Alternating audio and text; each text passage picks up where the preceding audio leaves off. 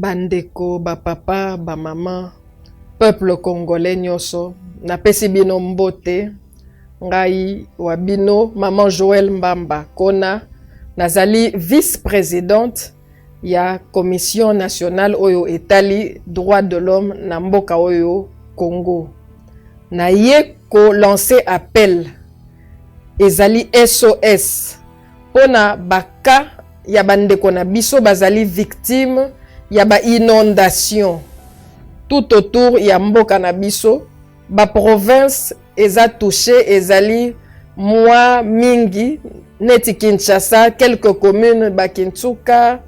Tsele, Kingabwa, Limete, biso to salaki mwa descente pona kotala bandeko na ba condition nini ba se retrouver. Toza na ba province na ba Inongo na Équateur, toza na Kisangani, mai est débordé et ye na ba catastrophe et bebisi ba mapangu pe batu misusu ba kufi. Awa toza présentement na cas ya catastrophe naturelle.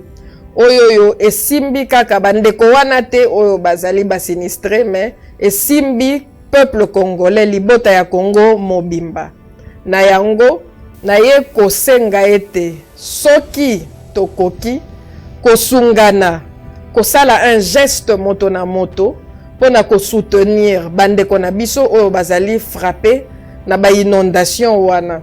Il faut ko délocaliser ba misusu le plus rapidement possible, mais en attendant ba oyo bazali sur place baza na ba besoins multiples oyo to identifier, ba sanitaire, ba besoin ya bilamba ya kolia mokolo na mokolo, parce que baza ko survivre na ba condition moko exécrable ezali moi passé. Na yango na sengi na l'état congolais, na sengi na ba institution publique, na sengi na ba institution privée, ba ONG, na sengi na bandeko nyonso oyo bazali na société civile, na sengi na ba nyonso balingi mboka oyo, même communauté internationale, soki tokoki ko s'organiser na lolenge fondation Maluwa et sali et emboîté déjà pas et bongami poete et mema moi lisungi na bandeko na biso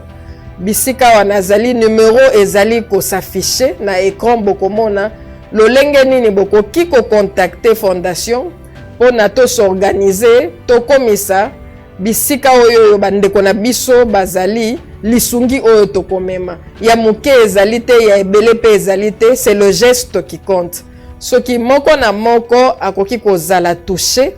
pe ko accompagner initiative oyo po ete to meka kosungana bolingo eleki nyonso. Na pesi bino merci pona solidarité na bino, na pesi bino merci pe pona oyo nyonso ako se manifester na appel oyo. Merci beaucoup.